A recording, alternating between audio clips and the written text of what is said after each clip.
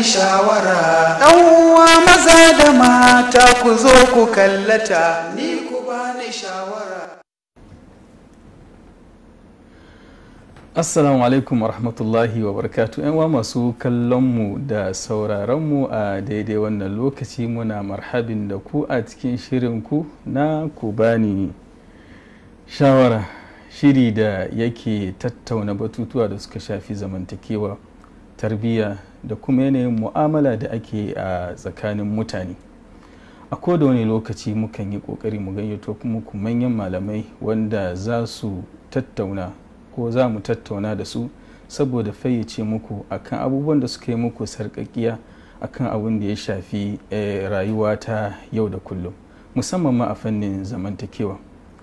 A yau ma kamar kowane mako bi idnillahi ta'ala muna tare da malaminmu inda za mu tattauna wasu neman shawarwari da kuka turo muna a cikin wannan shiri na musamman, wanda za mu duba asalin matsalar da kuma hanyoyin da ya kamata a magance ta, sannan shi mai neman shawara ya kamata a ce ya yi mu'amala da wanda yake da matsala da shi.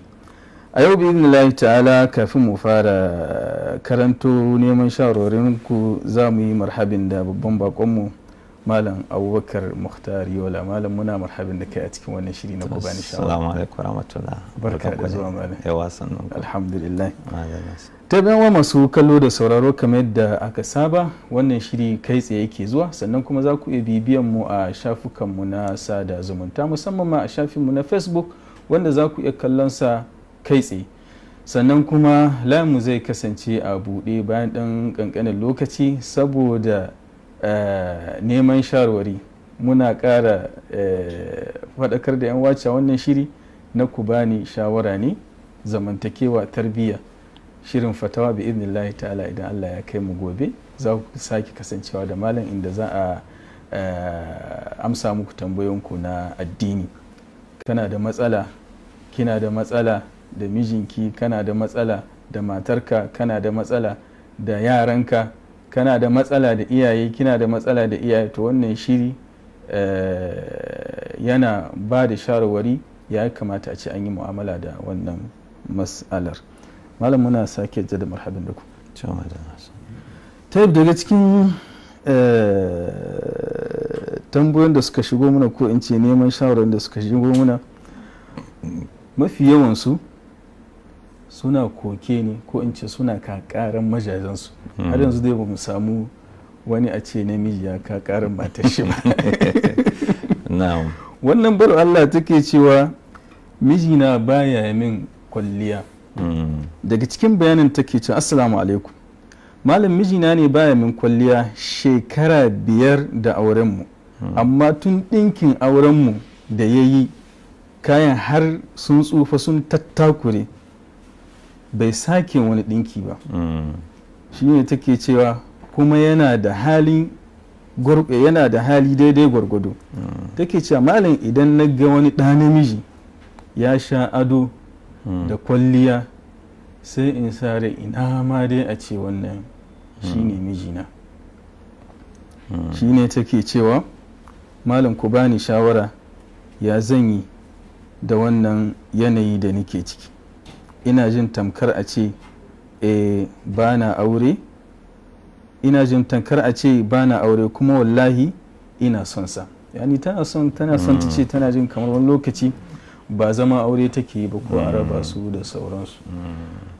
Malami, muhimmancin ado da kwalliya ga ɗa namiji saboda matar shi ta kalle shi, ita ma ta ji daɗi kamar yadda shi ma yake son matar shi ta yi masa kwalliya da ado. To alhamdulillahi rabbil alamin, wassalatu wassalamu ala atammani al-akmalani ala afdalil anbiya'i wa sayyidil mursalin nabina Muhammadin wa ala alihi wa sahbihi wa man tabi'ahum bi ihsanin ila yawmiddin.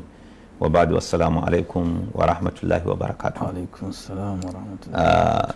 Yana da kyau namiji ya dinga yi wa matarsa kwalliya kamar yadda yake son ta mata.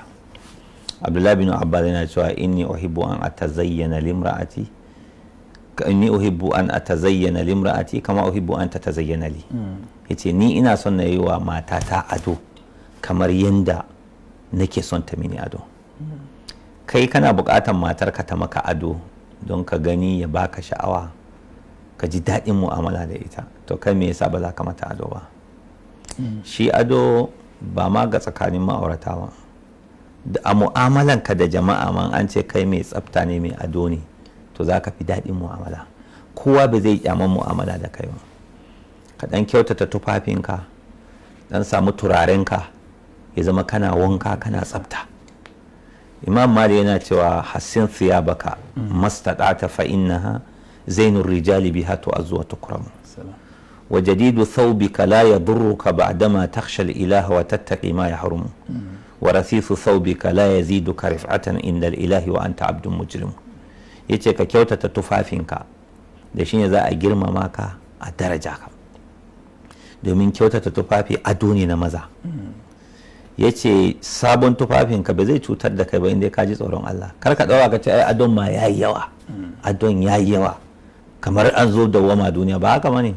In ai shi tsoron Allah a zuciya ke yi. Ana cewa wajen adon ana oba sosai a wajen oba ai kowa gwargwadon halinsa, gwargwadon irin adon da zai. Malamai idan aka fito ana tafsiri a Ramadan zaka ana cewa adon da suke ya wuce gona da iri. Za ga idan aka sa a kwanaki 30 nan gaba daya ba za a maimaita kaya ba. In mutum halinsa ya kai yayi haka babu laifi yayi, amma idan kai miskini ne baka kai ba sai ka haƙura gwargwado abin da Allah kore maka. Amma surutun mutane kam yanzu in baka adon kuma wasu suna can suna surutu. Akwai wanda ya bugo mini waya ya ce ni kan waya ne wani wanda aka sa a Sunna TV ne, yana tambaya na shi, na ce wane sai to shi me yasa baya yin ado ne, ku taimaka mana ku dan dinga bashi ko da ku ce wanda yake sa me kudi ne ba. Na ce ta ku ne ya kamata ku saya kuna tura malamin. To kaga in baka yin ba yanzu wani idan baka sa kaya mai kyan ba ma karatun kama ba zai saurara ba, ba zai saurara ba, zai bashi muhimmanci ba. Yanayin ka kawai da yawwa in ka zo kana magana a taimaka bayin Allah, a taimaka miskin, sai dauka kai ne kake son a taimaka maka, alhalin kai wasu kake so a taimaka. Amma yan ka riga da mai kyau ka saurara, ya san ba bara kake ba, baka bukata abin da baka bukata. To zaka sa riganka mai kyau don ka kare mutuncinka, ba wai mai tsada ba, gurgudun wadatanka gurgudun abin da zaka sa. Yawa ko da mai arhan ne in mai kyau ne kana tsafta, ai sunanka bai yin ado ba sai ka sa ta 100 ko 150 ko sama da haka ba.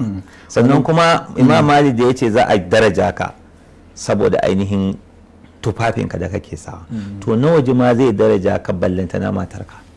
Malam akan wannan magana akwai wani bawan Allah idan ya fito da safe zai zo aiki haka, to gwargwado dai yakan yi ya goge ya sa fes idan ya zo a kan titi yana jiran ya hau a daidaita. Wani lokaci so da yawa za ga wanda suke wuce a mota har kawai sai su ga sai ga sun tsaya sun saboda sun ga kamala da fes ba kamala. To amma inda ya fito gaja-gaja ba wanda zai saurare shi, so da haka ko magana kake wani zai kalle ka ne ga tufafinka ya ga ka kai a saurare ka ko baka kai ba. To wallanta na malami. To haka nan idan mutum ya tsare wannan a gidansa, akwai wani mutum wani bawan Allah wani yana dan kukkoshe shi maganan ado, ya ce mini, ya ce malam ni tunda na tashi cikin ado nake, kuma ya ce wallahi kaga yadda ka gani da babbar riga kullum nake gani, sai ce ko 12 dare ka zo gidana, ko a gida yace ko 12 dare ka zo gidana wallahi haka zan fito maka da babbar riga na yadda ka gani nan. Bara ka taɓa zuwa falon sa ka same shi ba da babbar riga ba, sai yayi ado. To wannan adon na baki ne ko na baki da na iyalai duka ya hada. To saboda haka kuskure ne, ai so shi aure kam soyayya ne ai yake hada shi ko kuma soyayya ne yake dawamar da shi. To duk abin da za ka yi ka jawo soyayyar matarka ka yi, duk abin da mace za ta yi ta jawo soyayyar mijinta ta yi. Yau matarka ne ta zama kazamiya, za ka zo kana kokawa cewa kazamiya ce ba ta ado ba, to kai ma haka. Ga su ba su da haƙuri da zaran sun ga abin nan sai ka ga an fara maganar saki ana abin nan. To ka gani yanzu tana cewa in ta ga wani namiji sai ta ce ina ma shi ne mijinta. To ka gani haka nan in matarka ba ta tsafta, in ka ga wata mata ka ce ina ma matarka ce, to kaga an samu matsala daga nan.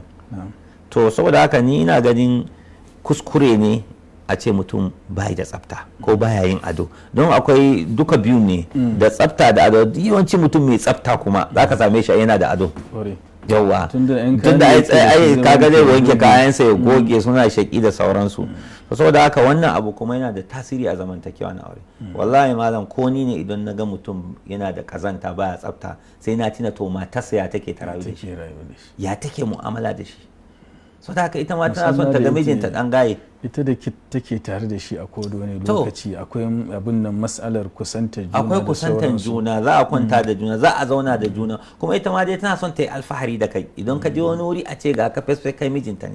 shi yasa wasu matan ma an kasa wani ka ce kai wannan ka ba shi dace ka saba a wannan taron ko a inda zaka je nan, wannan kayan bai dace ba, kai ka matsa wannan kayan ka ajiye wannan kayan ka sa wasu. duk ana samun mata masu wannan. akwai masu jakun masu tsoron kar miji ya ado ya fita wata ta je ta a wannan gaskiya ne ai wannan ba gaskiya bane. ai inda zai je kan ko ba ado ma ko ta za ta kaure shi.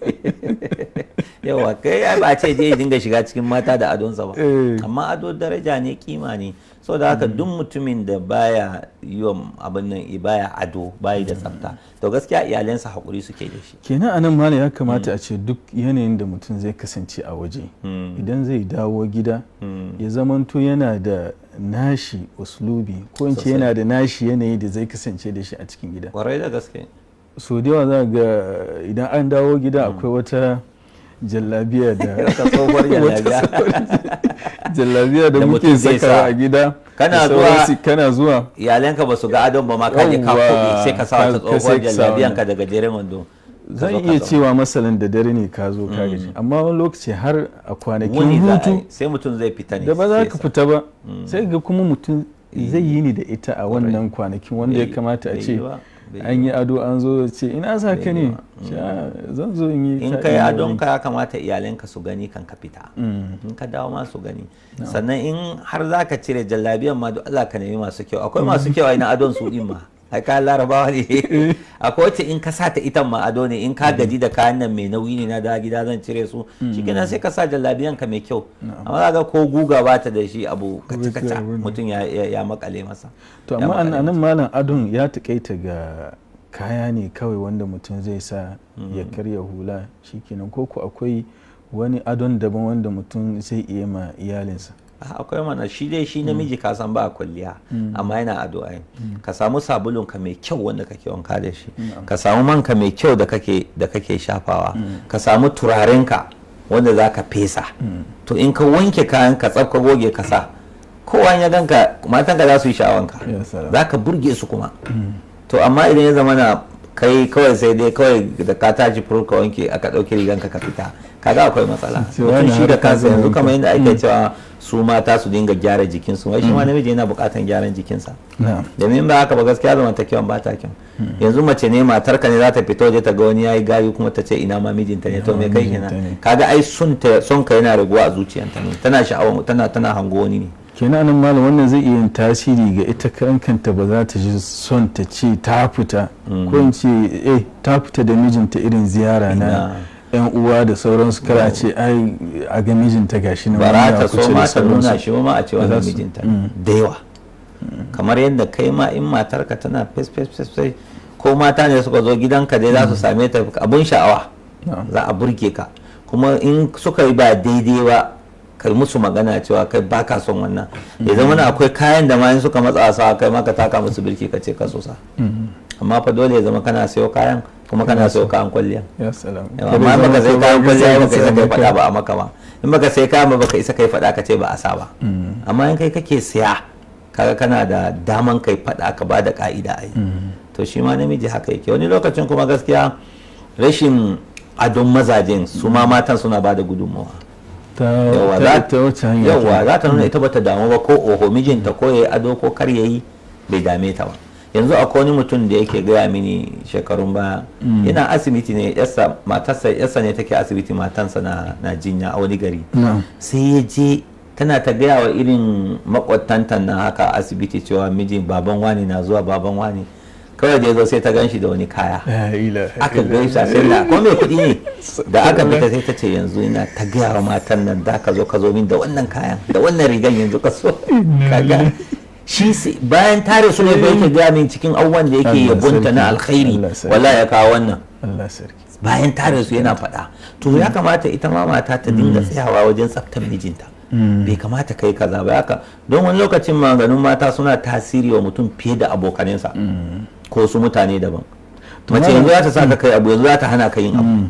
A nan ita za ta iya, tun da mijinta ne za ta iya cewa shiga ko kuma duk da abin da kake ganin sa ga kayan da za ka sa ka dinka irin kaya kala kaza ma kayan ka faso maka kaɗan yanzu ka ƙara ɗinki mana ka yi kaza ka sayo man nan ba shi ya kamata ka shafa ba, baka da turare mai kanshi, turaren kan nan ba mai haka suna sai ka ga in dai mijin wanda ya wayayyen miji ne wanda ya san ya kamata wallahi zai canja. Amma irin mata su fushin nan wasu masu fushi yawa wannan ta yi gana ya ce baka saka ba, ai baka saki bani umarni ba, mun da na ga dama zan yi, to wannan ba daidai bane, wannan ba iya mu'amala ne da mace ba. Wa ashiruhunna bil ma'ruf, kuma su mu'amala da abin da aka sani a shari'a da al'ada abu ne mai kyau ta hanyar tausasawa da sauransu.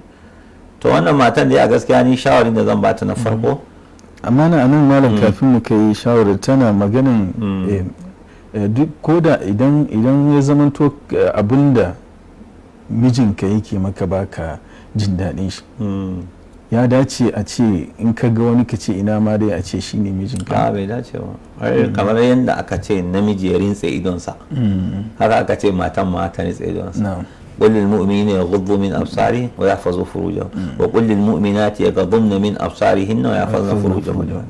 مؤمني kai ma ba a so in ka fita kai namiji ka dinga kallace kana ce ina ma wannan mata ta ne, ina kana kallon matan mutane da yan mata, wannan kuskure ne, cewa kai ka rinsa idonka.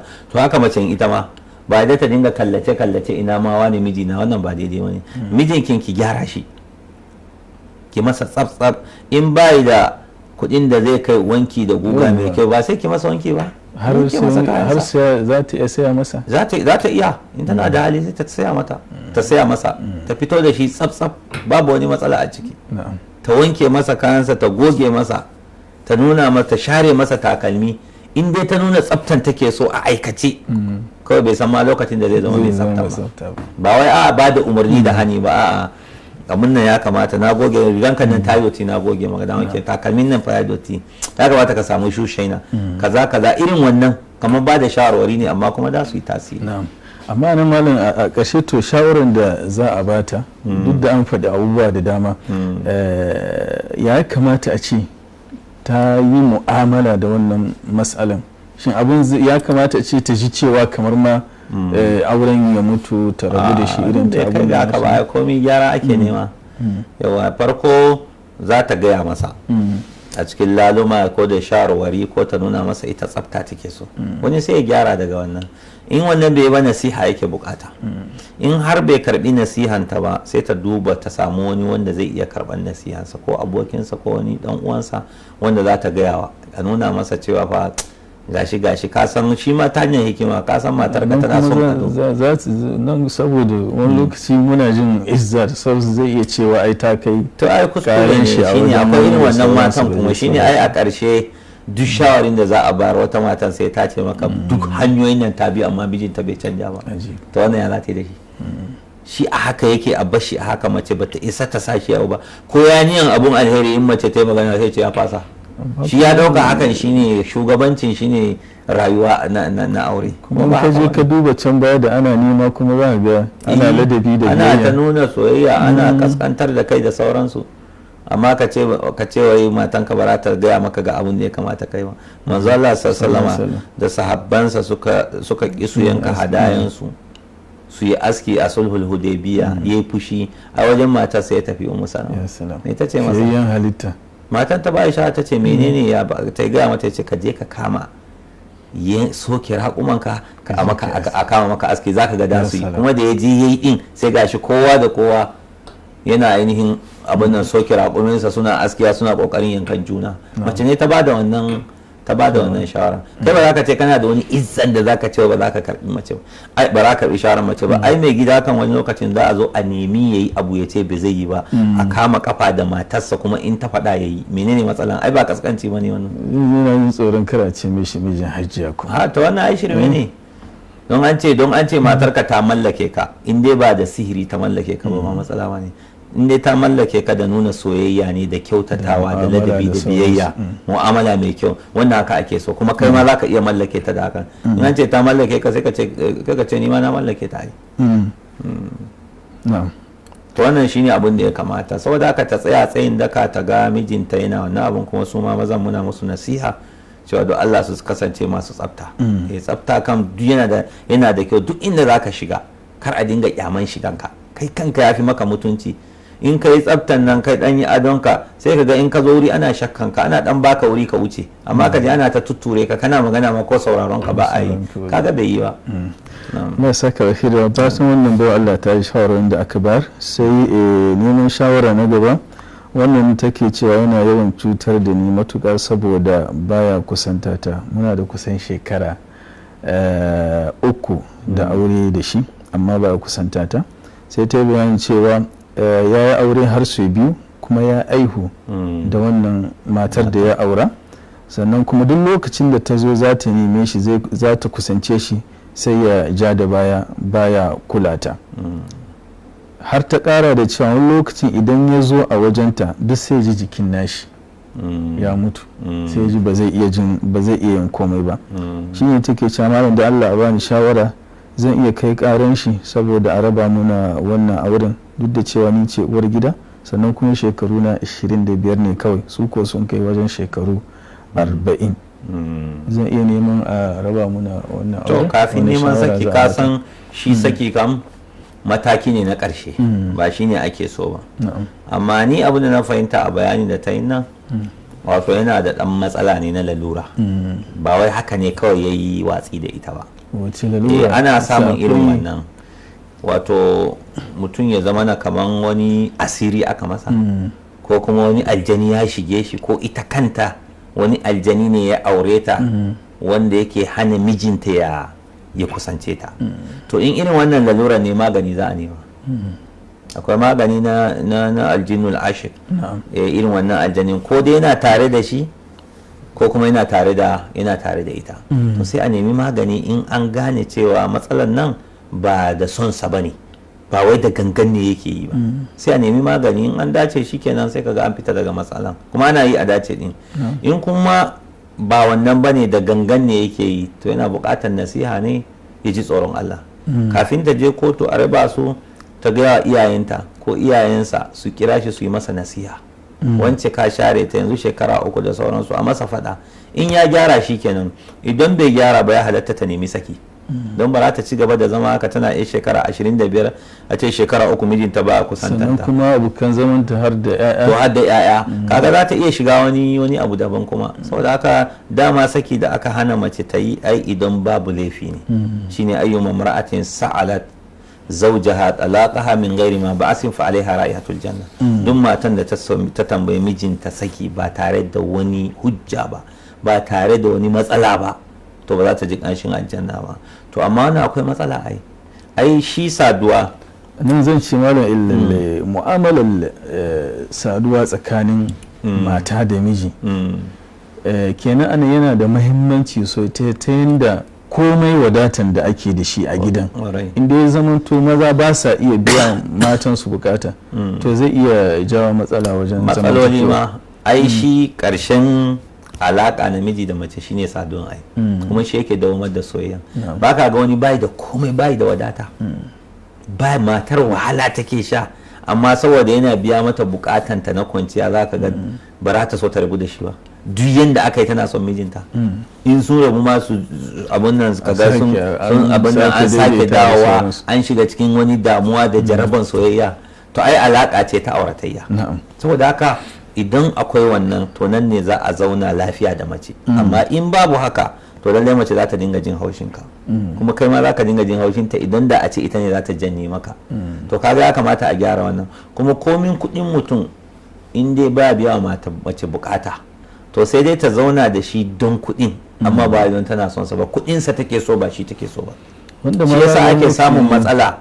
Wasu masu kuɗin da ba sa biya yaransu bukata suna tafiya, sai ka ga an kama direban mace, direban gida da matar mai gida, sai ka ga an kama abin nan, wasu an kama ta a wasu wurare daban tana biyan bukata. Kai wasu ma kanne su ne suke biya iyalansu ita, saboda dama ita manufanta ta ci arziki, kawai bukatar da kuma ita je gefe ta biya. Wanda kuma take son ta kare mutuncinta, ko da akwai arzikin za ta ce da Allah wani ka sauke mini in tafi.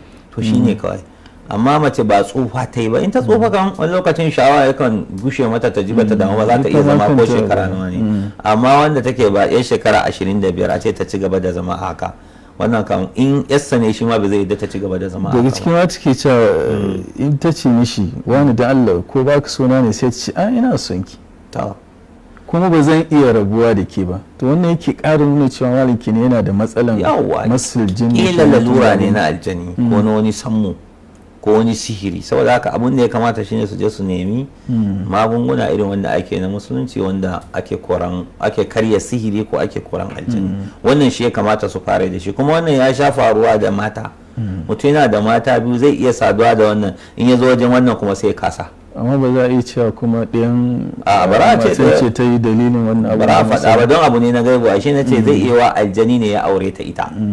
Sai ya zama na ita matar da ba a iya saduwa da ita, sai aljanin yake hana shi. Zai kuma ne aljani ne a jikinsa, shi kuma ba ya son wannan matan wannan aljani. Amma ba lalle ya zama na cewa shi wannan kishiyarta ba ne. Saboda haka akwai wani kuma wani ne ya masa sihirin, duk zai iya yiwa, amma dai irin wannan ya faru ba za a dora wani ba, za a je a nemi yadda za a karya abun ne, domin dora wani wannan zai iya zama zalunci, don abu ne na gaibu baka sani ba, bara ka je ka cewa idan muka sa shi a mukaddara cewa ita abukiyar zamantata ita ce ta yi mata irin wannan abun saboda ta lalata zamantakewanta da mijin nata, ya haɗarin wannan abun yake faruwa da ana za a iya samun haka kamar yadda muka faɗa dai ba za a jefi mace da shi ba babu hujja. To amma mata su ji tsoron Allah masu yin irin wannan, don duniyan nan ba nan ne gidan zama ba nan ne kawai gidan zama ba, akwai makoma. Shi harkan sihiri gaba ɗayansa shirka ne, kafurci ne. Kuma duk matan da ta shiga irin wannan to ta kwashe kayanta da gaban Ubangiji subhanahu wataala, kuma ba za ta rayu ita ma rayuwa na jin daɗi ba.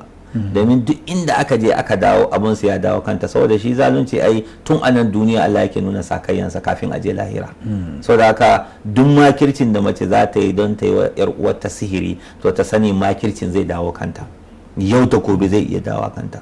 Saboda haka komin nisan jefa kasa zai wallahi kuma kawai sai illa bi ahli. Saboda haka abun zai dawo kanta ne, kuma duk wanda take shiga bokaye da irin wannan mutane to ta lalata rayuwanta ne gaba daya, ba ta da nitsuwa, kuma za ta ga abun tun tana raye sai ta ga mummunan sakamako akan wannan. Kuma wani lokaci abubuwan da kake na ibadu da sauransu na bautan Allah za a kokari a hana ka yin wata bautan, ko kuma a ringa sa kai wani sabon ana yi duka sihiri saboda bukatan ka. Akan yi mutum sihiri ya zama dan kwaya, ya zama mai shayi-shayi, duk ana yi.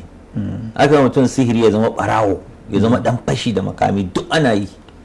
Saboda tsafi ba abin da ba iya yi. A ita ina nufin ita karan kanta da take zuwa saboda a yi ma wani sihiri, idan ta ga sai an sa ta yi wani sakon da sauransu wanda saboda ta samu biyan bukata. Sai an bar addini ake iya yin sa, shi yasa ya zama shirka, kuma hukuncin sa a kashe mutum in yana yi, saboda za a sa ta wasu abubuwa na shirka kafin sihirin ya tabbata, wanda musulunci bai yadda da su ba.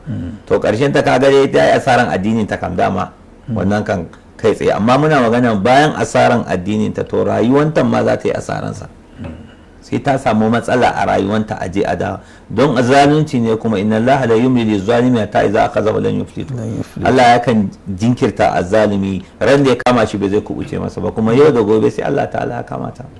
Amma su wa'annan da suka shiga cikin wannan halin su je su nemi magani, ta daina fushi da mijinta cewa kawai da gangan ne yake, a'a yanda ta yi bayani na yana nuna kamar ba ganganci ba ne.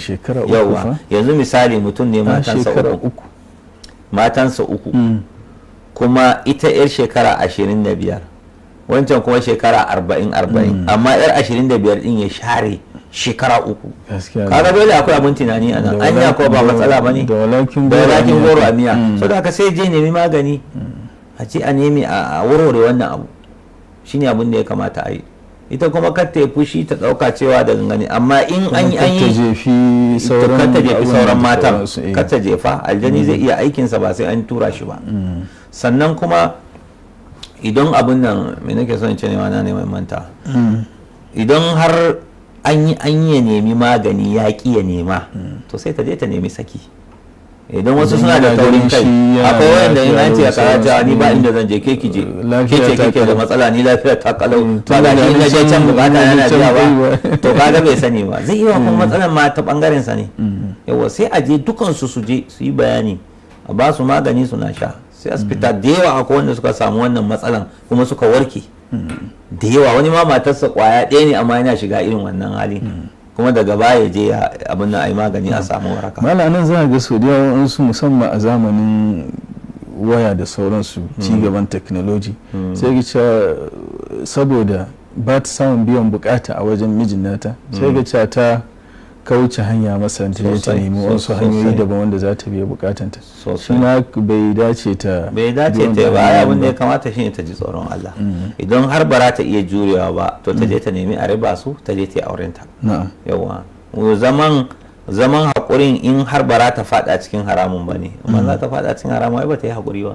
so da aka sura budin ta je ta aure shi yafi don mijinki ba a kula ki kuma wannan bai baki lasisi da zaki je ki lalata ko ki alaka da wasu ko ki nemi wata hanya na biya wa kanki bukata ba musulunci bai zai yadda da wannan ba. Allah ya saka da alkhairi malam da fatan ta ji wannan shawarwari da aka bata sai wannan bara Allah ita ma da ta kawo karin mijinta har yanzu dai ba mu samu wanda ya ka karin matar shi ba tana cewa yana yawan kai karata a gidanmu akan dan kankanin abin da bai kai ya kawo ba idan ya faru a gida sai ya ta faɗa in abu ya faru kowa sai ya san da cewa muna faɗa a cikin gidan musamman ma idan al'amarin ya zamanto a kaina ne shine take cewa da Allah malam a ba ta shawarwari ya kamata a ce ta yi mu'amala da wannan yanayi da take a ciki.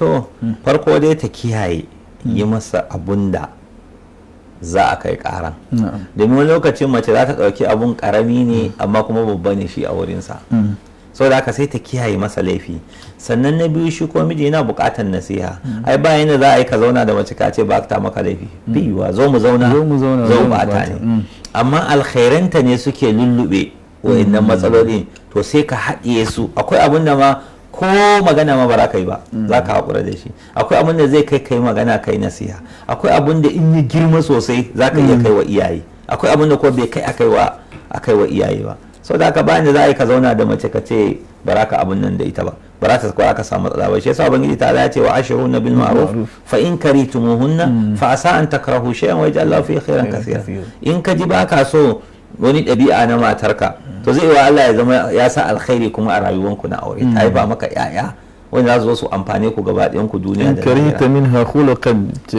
gashi hadisi la yafatu minhum mu'minatan in kariha minha khuluqan radiya minha akhar kada mu'mini ya ji ba son matarsa mu'mina in wannan ɗabi'an bai masa ba to ai akwai wasu ɗabi'unta sai ka duba alkhairanta kuma kai ka samu matsala nan to ai kuma tana da alkhairai bangare kaza da kaza da kaza da kaza sai su zo su ceci duk wannan matsalan shine wa idhal habibu ata bi dhanbin wahidin ja'a mahasinu bi alfi shafi'i idan wanda kake so ya zo maka da matsala ya maka laifi daya to alhairansa dubu sai su zo su ceci wannan laifi kan laifin ɗaya zaman to ya rufe alheri dubu to kaga irin wayannan mazajen wanda za a ce wa duk abin da aka maka tana nan za ga abin nan duk dan abu kankani matsalan da ta kacewa da zara abu ya faru ya tafi gidansu ba daidai bane ya faɗa sauransu wani muhimmancin rike sirrin gida duk abin da zai faru ya zama to ba kowa ya kamata a ji ba wajen ƙara katange gidanka da kar maganganu su ringa fita da sauransu har wani su samu damar da za su zo su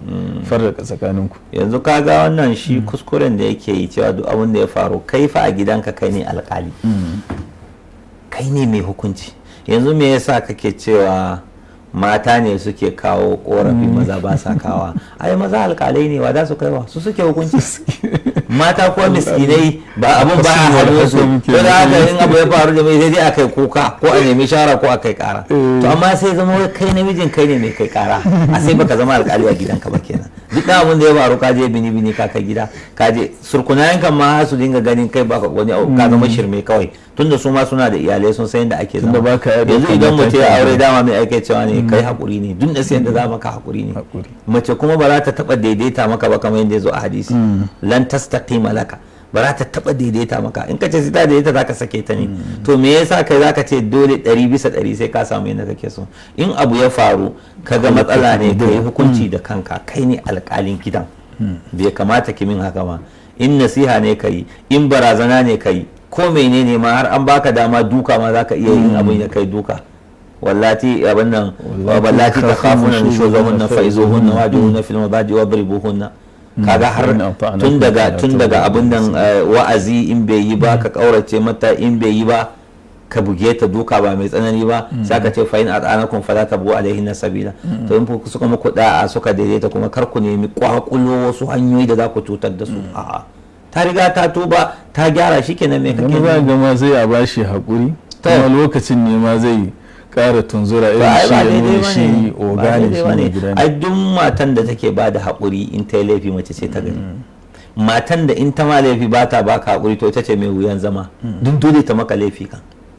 to shikenan sai in an baka hakuri sai ka hakura, kai ma kana yi wa Allah ta'ala laifi. ko kisan Abu Darda da suka aure da matar shi, in ba mun ta kisa yake cewa idan ne miki laifi ni zan baki hakuri, idan ki min laifi ki bani hakuri. wannan ka'ida ne da ya kamata ma'aurata ma su shimfiɗa wa kansu wannan. in ni na miki laifi zan baki hakuri, in ke kika mini laifi zan ba abin in ni na miki kike mini laifi zaki bani hakuri. kuma su gane ma'auratan shine lokacin da aka yi sabani kuma aka kasa ganewa ya su mai laifin, don lokacin za a yi laifin shi miji yana ga matan ne take ta laifin, matan tana ga mijin ne laifin, suka kasa yana gani shine da gaskiya. me ya kamata a yi? matan ne za ta sauko sai ta yi shiru ta yadda cewa ita ce mai laifin a tafiya haka, dama ita ce karama.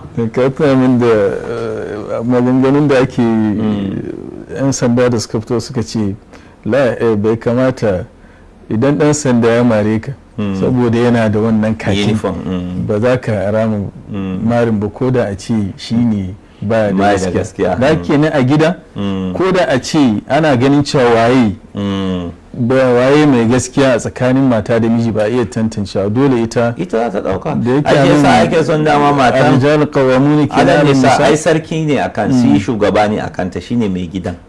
kuma abubuwa da yawa yanzu in ya dauke hannunsa za ta shiga damuwa, ita za ta cutu. to sai ta yadda ta yi laifin ta bada hakuri, kuma yau da gobe in ba ita ne mai laifin ba zai gane ai zai gane. shi yasa ai ake son mutum matarsa ta fi shi hakuri, saboda duk za a jujjuga mata abubuwa.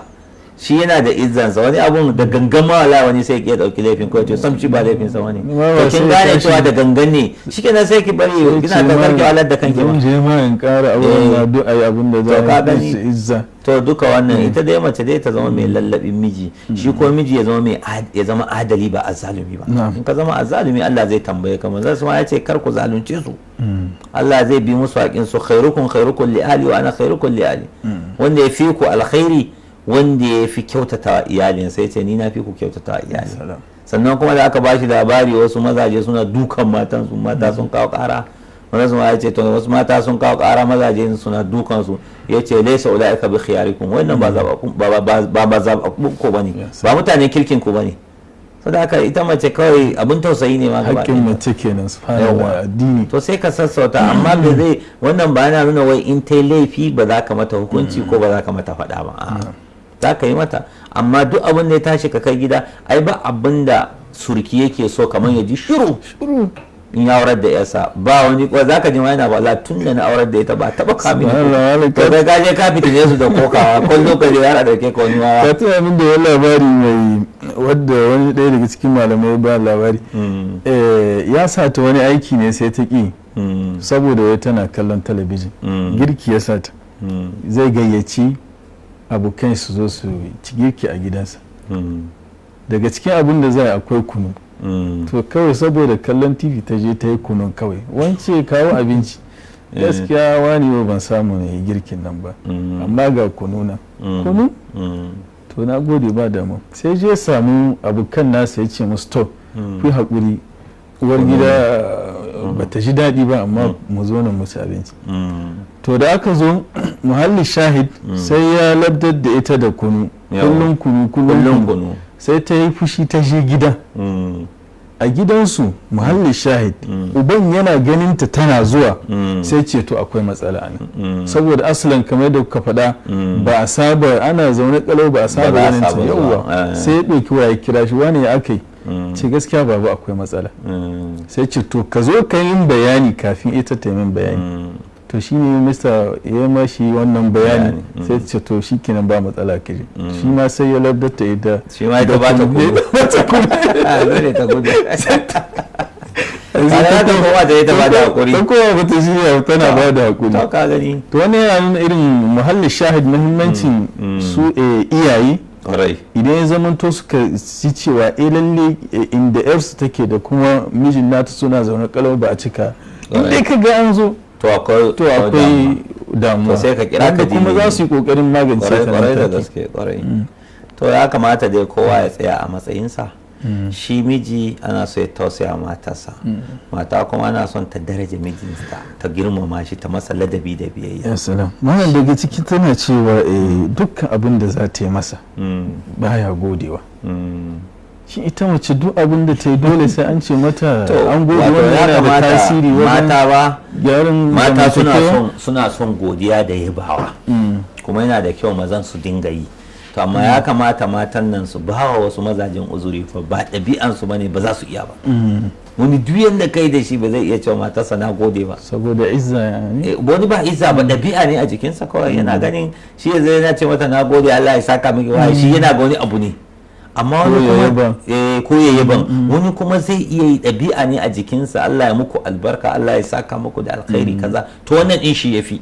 amma in mijinki ba mai yin bane sai ki haƙura da shi kawai kila yana miki a sirrance ko ma dai ya ne in kin masa abun alkhairi kan ko ya yi ba ko bai ba ai a zuciyarsa kam ya ji daɗi abinda dai kike bukata din zaki same shi na jin daɗinsa da yadda zaki mallake shi da sauransu amma ki masa uzuri idan ba yi ba amma in bai fahimta ba ne ba laifi ki tunatar da shi wane ni in ne abu baka yi ba min ko baka godiya ko baka bi addu'a shikenan kila zai ci gaba da yin wanda zai iya yi ne abincin da ne ko bai maka daɗi bane shi yasa baka gode ƙwarai wani to duka wannan zai iya wa bai mar daɗin ba in mai godiyan ne shi yasa bai yi godiyan ba amma in mai shirun ne fa ko ya yi daɗi bai zai godiyan ba wani sai in ya ɓaci ne tukunna zai je kama faɗa cewa ba a yi kaza ba ba a yi kaza ba amma ai mai kyau sai ya shiru to in kin gane haka duran da ya shiru to ya yaba ne in bai yaba ba to zai zai kushe ce me yasa ke kai kaza amma shirin sa yabo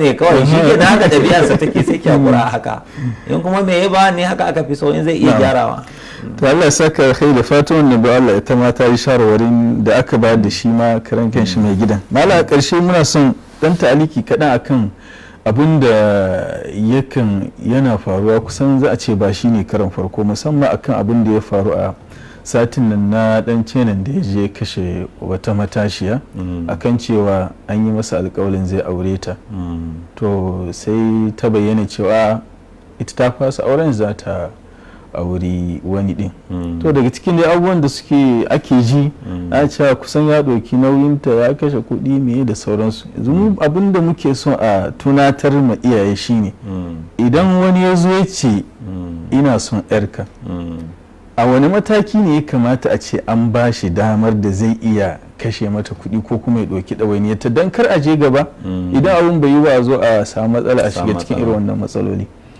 iyayen ne ko 'ya'yan ne ko kuma ma za a iya cewa hukumomi ne da ba sa shiga cikin wannan ban ga laifin hukuma cikin wannan ba laifin hukuma dai shine kawai kamar yadda yanzu wannan ya kashe in hukumar za ta yi laifin kenan kamar a ce yadda ya kashe yarinyar nan a ce hukuma ba ta ɗauki mataki ba wannan ta yi laifi amma bil hakika wannan alaka akwai laifin iyaye a ciki akwai laifin iyaye don sakewa ne an sake masa ne har ya kai ga haka shi ka'ida na aure idan mutum yana son yarka da aure zai nemi izini ya ji akwai mashiga a wurin an baka abin nan an yi wani alkawari ko ba a yi wa ba don maza sun ya ce wala khadu babukum ala khadu kada wani ya nema akan neman dan uwansa in an karkata za a bashi ko an bashi to kaga wanzu ka zo ka fada an zo an fada neman ta ba a je aka tambaya ba idan amfanin wannan shine in ka kayyade yarka kace duk wanda zai neme ta sai ya nemi izini idan ya zo ya nemi izini in wanda ya cancanta ka bawa ne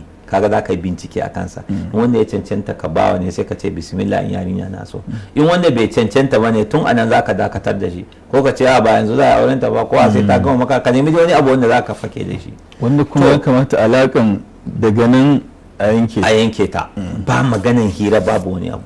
To amma yanzu mutum ne a ce kai dan Najeriya ko dan Kano a ce wani dan China yana neman yarka yana zuwa ya hira da ita har ka sake irin wannan ba ka yi bincike a kansa ba har haka ya faru, akwai sakaci. Ai duk mutumin da zai iya kashe mace kila da ka yi bincike a kansa da za ka gane ba mutumin kirki ba ne, ba za ka bashi ma zo wajen yarka. Wannan mutumin ko aurenta zai yi ko musulmi ne zai aure ta, kasancewansa ba dan ƙasa ba ne, kasancewansa daga inda ya fito, to dole a tsaya a yi bincike a kansa in ma za a bashi ya auren a bashi ya aura. Amma haka kawai a ce mutumin da har a sai yana iya kisan kai ka bashi yana shiga gidanka ka tsare yana hira da yarka har su wata alaƙan da wai ana tunanin ta ce ta fasa ba za ta aure shi bane shi yasa ya yi mata wannan abun, kuma baka gano halin mutumin nan mutumin kirki ne ko ba mutumin kirki ba. Ai ana duba addini. Abun da manzo sun ce za ta ku man tardawna dinahu wa khuluquhu fazawwiju illa taf'aluhu takun fitnatun fil ardi wa fasadun kabir. So da idan wanda kuka yarda da addininsa da ɗabi'unsa, a wata riwaya wa amanata da amanansa ya zo nemi yarku ku aura masa, in ko ba haka kuka yi ba da a samu fitina. To sai menene ba haka ba, in kuka ba wanda ba mutumin kirki ba da addini, addininsa ba mai kyau ba, ɗabi'unsa ba masu kyau ba, kace za ku ba shi yarku, to za a samu matsala. Akwai wadata da sauransu. To wadata to kaga dama shine sababin shine son duniya. Kila yana da kuɗi, yana da wadata, to saboda haka wadatar ne kila akwai wasu hidima da yake yi, shi yasa ake son a bashi. Manzo sama kuma bai ce a duba wannan ba, faswa bi zati din, a duba addini ake dubawa da ɗabi'u. Man tarbawna dinahu wa khuluquhu.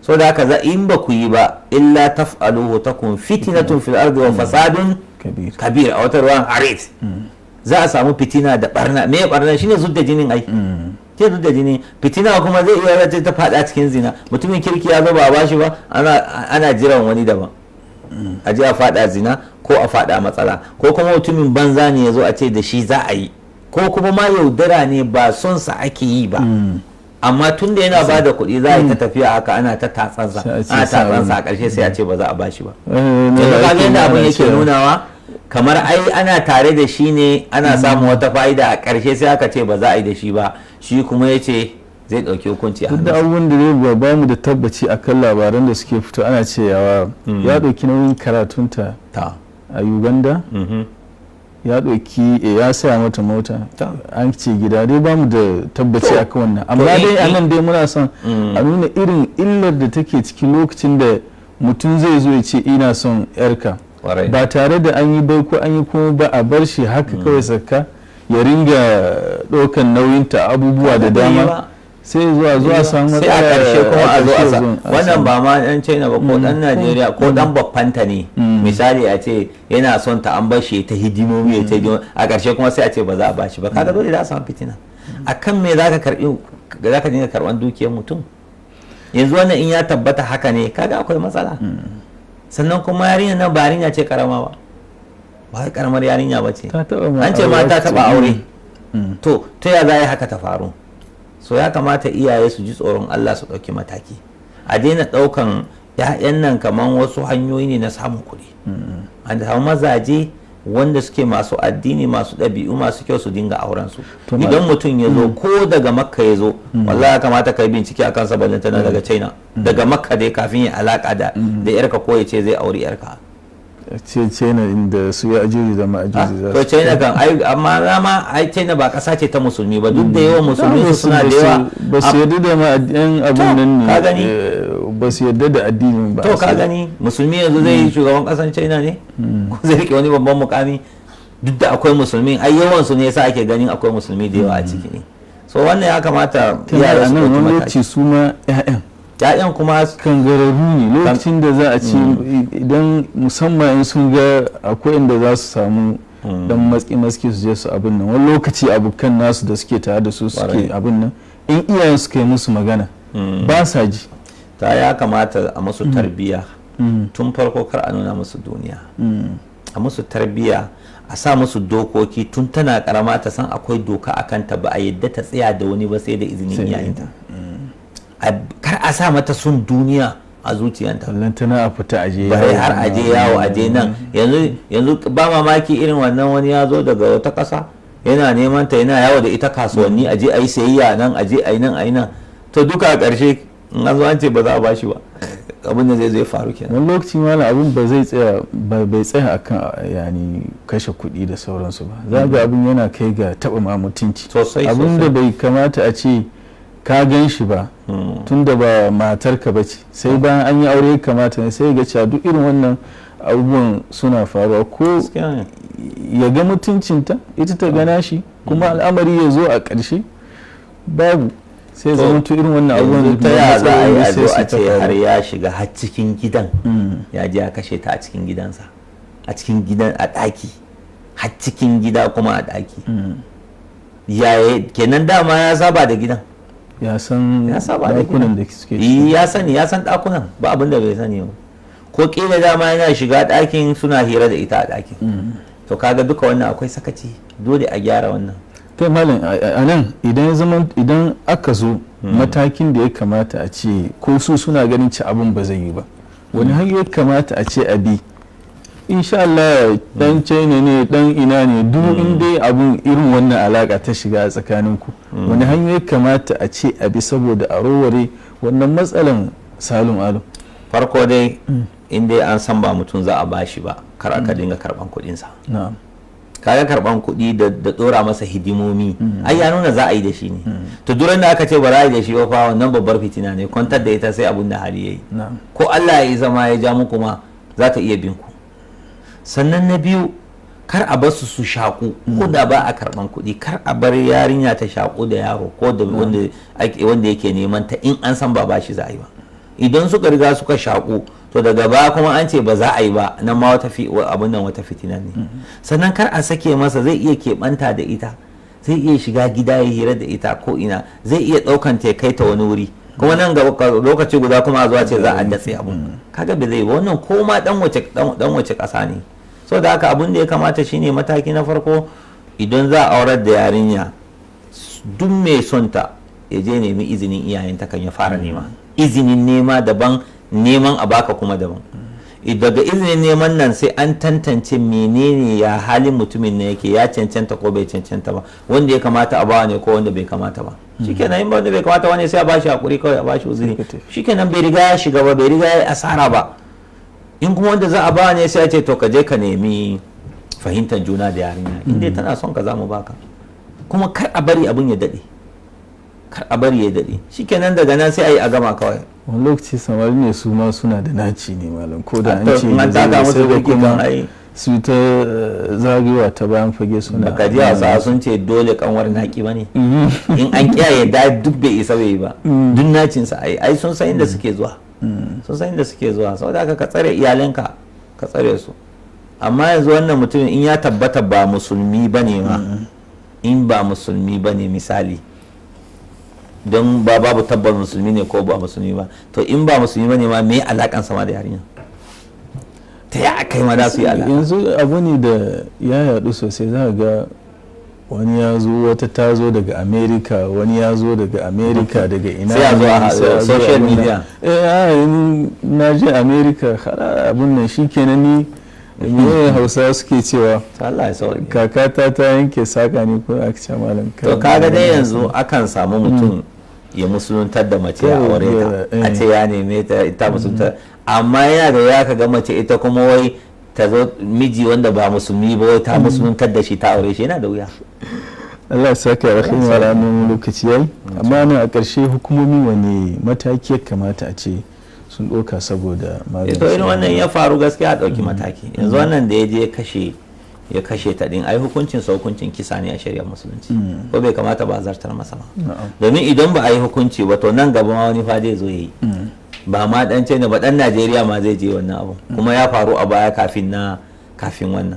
Saboda haka a ɗauki mataki na shari'a na cewa a hukunta wannan mutumin, sannan su kuma a musu nasiha a nuna musu gaza abin nan kuskurensu da suka yi, sannan ya zama kuma izina da wa'azi ga dukkan wanda yake da ya mace. Allah ya saka alkhairi. Duk da ta ɗayan bangaren kar su ce mun yi son kai abin mun karkatar da shi daga su da su ma 'yan matan zamanin lokaci suna hidimomi wanda hala sun riga sun saki cewa wani zai aure su, shi ma daga baya kawai sai ya zo ya ce ya janye magana. Ana samun wannan, ana samun wannan shi ma a zo a shaku sai ya ce ya janye.